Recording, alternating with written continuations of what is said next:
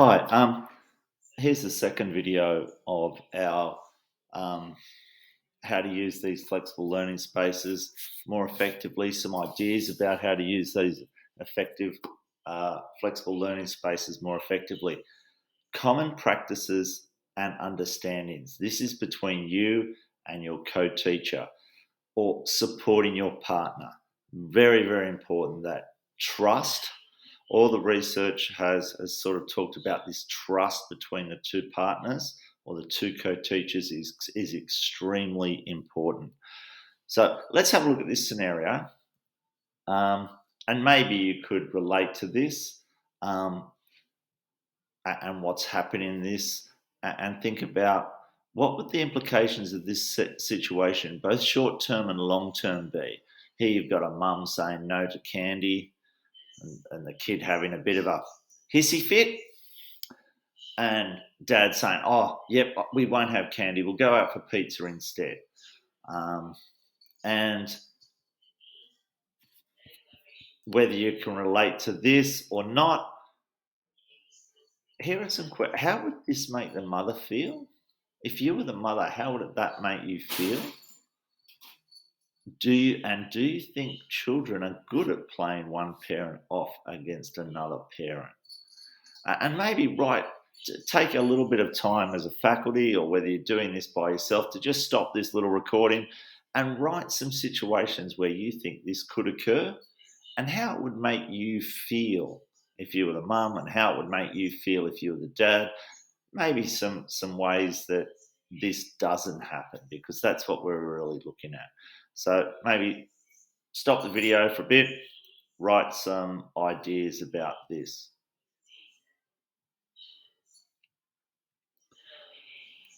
Now, more importantly, does this ever happen in the school setting?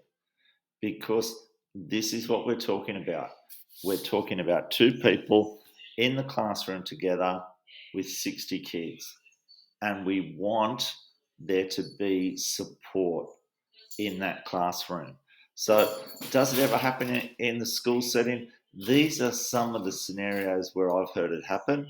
Certainly, it's happened when I was teaching in a school. Things like this, when you're on playground duty and kids are sitting out of bounds, and they say, "Oh, but every other teacher lets us sit here. Why can't? Well, just let us sit here. We're not doing anything." Every other teacher, I've heard that loads and loads of times. Uniform. No other teacher worries about uniform. How many times have we heard kids say that? Or, "Oh, last year, so and so never gave us homework. He was excellent." And remember, students can hear 20 no's and then one yes. They remember the yes. That playground situation, they might ask a teacher who says, "No, that's out of bounds." They ask another one, they ask another one, they ask another one. They've asked 20 teachers that all say no. And then they get that one teacher that says yes, and that's it. "Oh, Mr. So and so lets us sit here. He said it was okay." And the other thing to remember is sometimes they just say that to get their own way. Maybe they haven't even never heard the yes. Maybe they've only heard no, but they know saying that every other teacher lets us sit here sometimes works. So, where could similar situations occur in the flexible learning space? These situations where students play off one another, and more importantly, how would you deal with them? So, in the classroom, how would you react if something occurred? How would you react after class? And what protocols could you put in place? So, maybe in groups, pairs, individually, however you're listening to this, list some of the situations where you think this could occur, and how would you react? Because these are things that are going to occur. So stop the video, list some of the situations where they could occur, and how you might deal with that. Thanks. Okay, hopefully you've come up with some good situations and maybe had a discussion about that. And I wonder if some of these came up as well. So some scenarios that I thought. How would you react if your co-teacher makes a mistake in front of the class? does something, and I'm not saying a minor mistake, but makes not 7 times 6 is 41. I've been there. I make mistakes in front of classes all the time. But what if the explanation is wrong? How would you deal with that? Because one thing you can't do is reduce that person or the power of that person in front of the class. What would you do if they use a different method to you? If they explain it and you think, oh, that's not the way I would have explained it, um, that's not the method I use, because that's, again, it's difficult. That's not the method I use. This is so much better. Try this is probably not a good thing to hear if you're the co-teacher. What if, and students will do this, ask to go to the toilet, one teacher says no, and then you walk away and then you hear the other teacher say yes straight away. That's a scenario where the students are playing the teachers off against one another. These are scenarios that I came up with. Maybe you came up with these, maybe you came up with some other ones. What if a group of students only ever ask one of the teachers? And maybe you walk past and they don't put their hand up. As soon as you walk past, up goes the hand for the other teacher. How are you going to deal with that? How are you going to deal with one teacher that takes too much control? I've done this, I've done this, I've done this. Takes too much control or too little control of the learning activities and the discipline. It can't be up to one person to do all the discipline and one person to do all the lesson activities. That's not how, husband and wife works or a couple works. And if it is the way a couple works, and often families, it's not nice to always be the disciplinarian and the other person to be the fun person. We want that balance. So here are some of the scenarios that I thought of, and it might be just how we deal with Google Classroom. Might be your idea that, okay, when kids ask questions on Google Classroom, it's up to everybody to answer that question. It's not up to us. They don't ask questions of us personally. They don't send us personal emails. They send the email to the class, and it's up to everybody in the class. Because you know what? I'm not going to look at Google Classroom at 9 o'clock at night. But the other teacher answers every single question, every single email, or every single question on Google Classroom in 1 minute, even if it's at 9 o'clock, 9:30, 10 o'clock.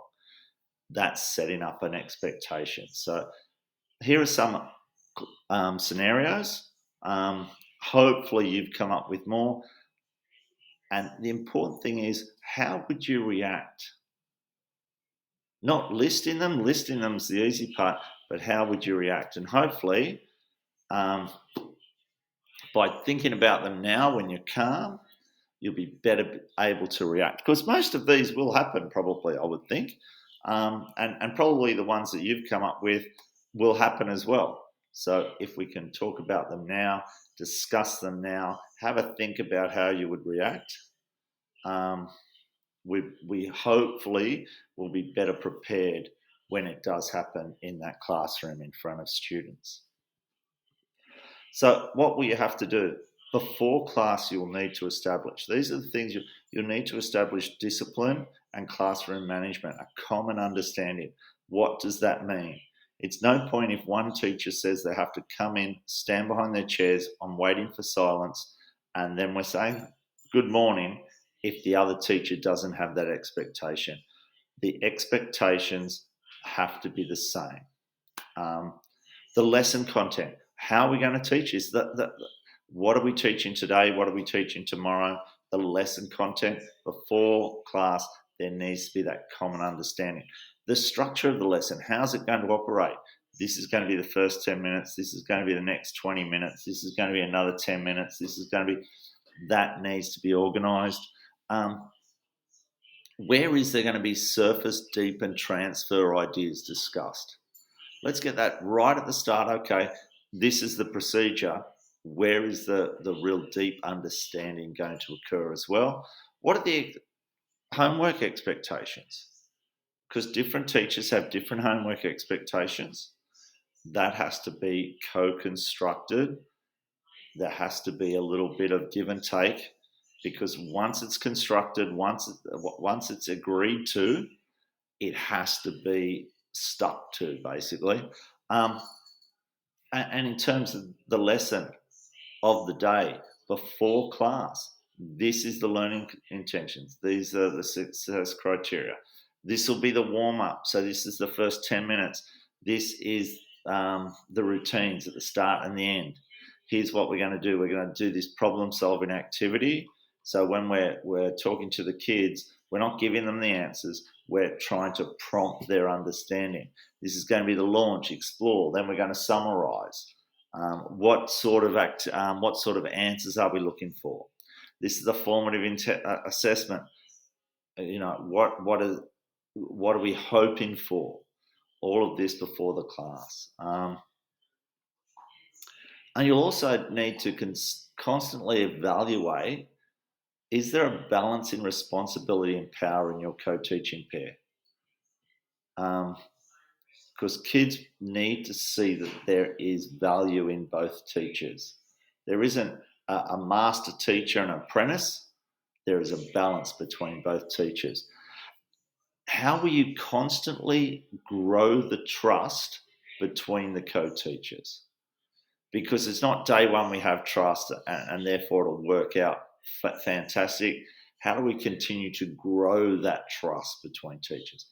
Are you learning strengths and new ideas from your partner? What are their strengths? Maybe that's a question you ask every now and again. What are the strengths of your partner?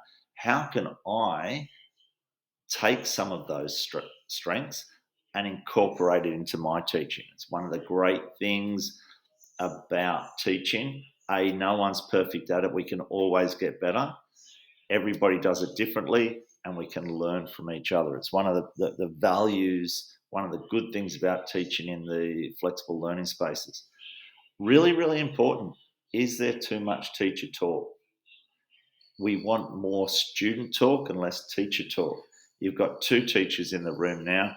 Are they both talking? In other words, we're hearing from teachers twice as often, not half as often.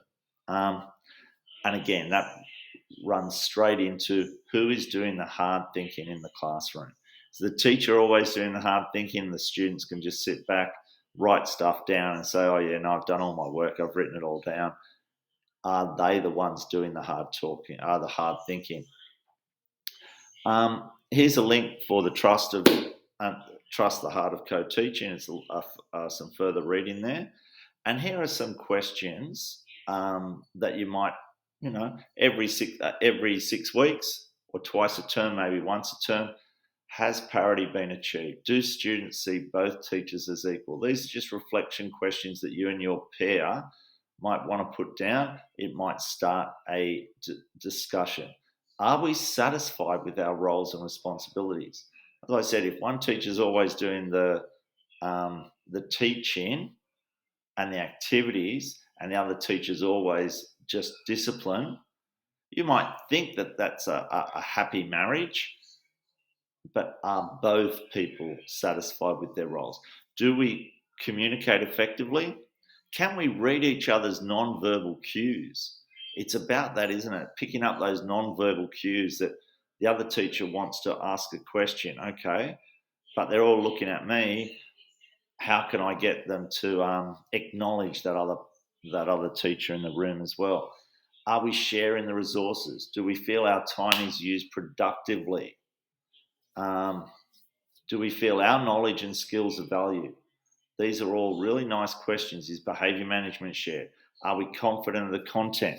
Do we feel frequently acknowledged and reinforced by the other teacher? How good would it be to have that pair and once every week you hear one of the teachers say, I really like this. This is the method that Miss used. I really like it. It's fantastic. That's what we've got to do. We've got to not just support the other teacher in the space, but build up that other teacher all the time, in the eyes of the students, in the eyes of everybody. Oh, yeah, she's really good at doing this, or I really love his explanation. Or that example that he used in terms of compound interest. I love the way he used compound interest and related it back to whatever's happening. It's about building up the confidence in one another and the trust. And that's some really nice questions. And I'd be looking, if I was the LOL of a faculty, maybe putting these out to every pair once a term minimum, um, maybe once a bit earlier on in week 5 or 6 of this, just to see how it's going, and then a bit later, and just a consistent thing. Um, and it's just about starting that conversation. Okay. Hope that's been helpful. Thanks.